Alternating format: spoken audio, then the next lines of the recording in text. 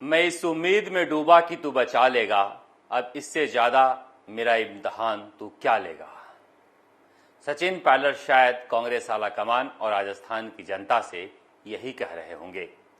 उनके पुराने दोस्त ज्योतिरादित्य सिंधिया केंद्र में मंत्री बन गए, जतिन प्रसाद उत्तर प्रदेश में मंत्री बन गए और सचिन पायलट प्रदेश अध्यक्ष और उप मुख्यमंत्री का पद गंवाकर राजस्थान की जनता के दिलों में उतरने की कोशिश लगातार कर रहे हैं।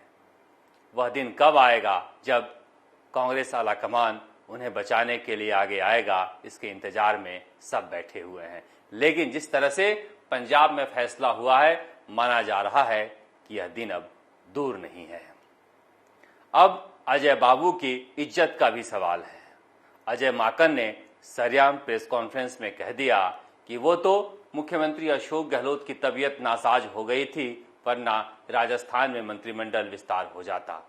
अब जैसा ही भी सही, मुख्यमंत्री अशोक गहलोत कामकाज तो कर ही रहे हैं। कम से कम राजभवन में नए मंत्रियों को शपथ दिलवा ही सकते हैं, मगर पेंच कहां अड़ा हुआ है, पेंच कहां फंसा हुआ है, यह कांग्रेस आलाकमान को समझना होगा, उसे निकालना होगा। अब कहा जा रहा है कि मुख्यमंत्री अशोक गहलोत दिल्ली जाएंगे, तब जाकर सारा मामला सुलझेगा। दिल्ली कब जाएंगे, यह भी यक्ष प्रश्न है, क्योंकि हिंदूवादी पार्टी बीजेपी ने श्राद्ध में ही उत्तर प्रदेश में मंत्रिमंडल का विस्तार किया है और कांग्रेस ने पंजाब में श्राद्ध पक्ष में ही नया मंत्रिमंडल बनाया है। ऐसे में अब श्राद्ध और नवरात्रों का जो गैप है, जो अंतर है, वह भी खत्म हो गया है कांग्रेस और बीजेपी दोनों के लिए। फिर राजस्थान में किस बात का इंतजार किया जा रहा है। देखिए, समझना होगा यहाँ पर कि जिस तरह से सत्ता पर कुंडली मारकर मुख्यमंत्री अशोक गहलोत बैठे हैं और कुछ भी किसी को देने के लिए तैयार नहीं है, यही स्थिति पंजाब में थी। अगर कांग्रेस आलाकमान हस्तक्षेप नहीं करेगा तो हालात उसी तरफ जाते हुए दिखाई दे रहे हैं। अब कोई कह रहा है कि अक्टूबर के पहले सप्ताह में हो जाएगा, कोई कह रहा है कि नवरात्रा में होगा, कोई कह रहा है कि दिग्विजय सिंह आ रहे हैं फीडबैक लेने, उसके बाद हो जाएगा। मगर यह तय है कि अगर अक्टूबर में नहीं होगा तो निश्चित रूप से कांग्रेस में गदर मचने वाला है। सचिन पायलट की भूमिका को लेकर बहुत कुछ कहा गया है। कोई कह रहा है गुजरात के प्रभारी बनाए जाएंगे, कोई कह रहा है कि ज्योतिरादित्य सिंधिया की जगह पश्चिमी उत्तर प्रदेश के प्रभारी बनाए जाएंगे। मगर जैसा कि हमारे सोर्स बता रहे हैं कि सचिन पायलट फिलहाल राजस्थान छोड़ने के मूड में नहीं है और राजस्थान में कोई पद नहीं मिलेगा तो बिना पद के वो राजस्थान में राजनीति करते रहेंगे, ठीक उसी तरह से जिस तरह से नवजोत सिंह सिद्धू जब तक पद मिला नहीं तब तक पंजाब में बिना पद के राजनीति करते रहे।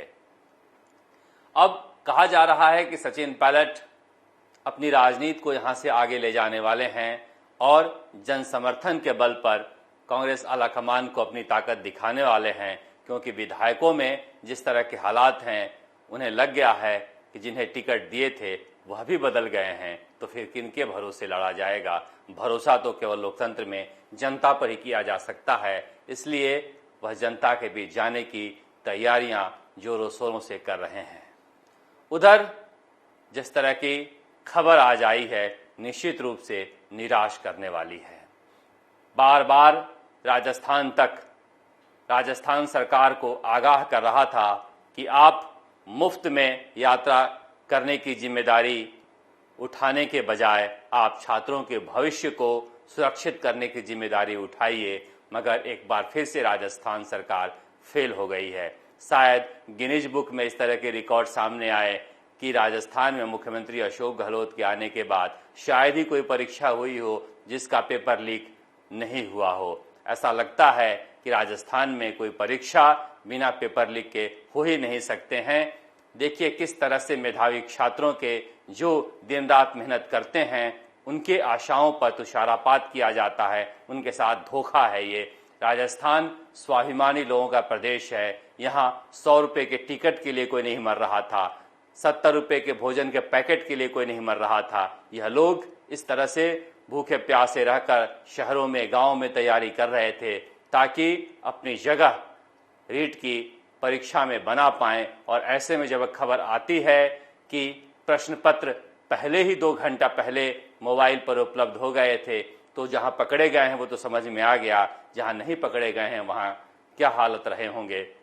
इसीलिए कहा जा रहा है कि सरकार का जो काम है वह काम करना चाहिए, बेजा इस्तेमाल करके अपनी ताकत का पॉपुलैरिटी बढ़ाने के बजाय जनता की हक की रक्षा करनी चाहिए। उसमें निश्चित रूप से एक बार फिर से राजस्थान सरकार फेल हुई है। अगर जीती है तो जनता जीती है, क्योंकि जनता ने सरकार की नाकामी ढकने के लिए समाज ने जिस तरह से जिम्मेदारी निभाई है, बच्चों को रहने की व्यवस्था, खाने की व्यवस्था, कभी कभी तो ऐसा लगा कि सरकार जब फेल हो जाती है तो जाति और धर्म अपनी जगह बनाने लगता है। तो जाति और धर्म के धर्मशालाओं में भी इस तरह के आयोजन हुए। निश्चित रूप से यह कोई बहुत अच्छी बात नहीं कही जा सकती है, क्योंकि जो काम सरकार के स्तर पर होना चाहिए था उसे चूंकि सरकार ने घोषणा कर दी कि हम मुफ्त देंगे, इसलिए सामाजिक संगठनों को आगे आना पड़ा।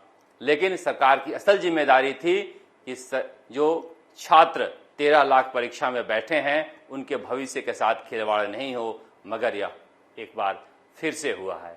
इसलिए कहा जा रहा है कि राजस्थान में जिस तरह के हालात बने हुए हैं, निश्चित रूप से सरकार को गौर करना चाहिए, कांग्रेस आलाकमान को गौर करना चाहिए। और जहां तक विपक्ष की बात है, विपक्ष एक बार फिर से अपनी भूमिका निभाने में नाकाम रहा है। जिस तरह से रीट के मामले में सरकार को घेरना चाहिए, सरकार के ऊपर सवाल उठाने चाहिए, राजस्थान में ऐसा लगता है कि विपक्ष नाम की कोई चीज ही नहीं है। विपक्ष की भूमिका सकारात्मक लोकतंत्र में होती है, मगर राजस्थान में विपक्ष की भूमिका भी पर्दे के पीछे से सचिन पायलट के लोग ही निभा रहे हैं। यही बात मुख्यमंत्री अशोक गहलोत को चुभती है, मगर चुभती है तो चुभती रहे। लोकतंत्र में विपक्ष की भूमिका अहम है, इसलिए यह भूमिका किसी न किसी को निभानी ही चाहिए। राजस्थान तक के लिए जयपुर से शरद कुमार।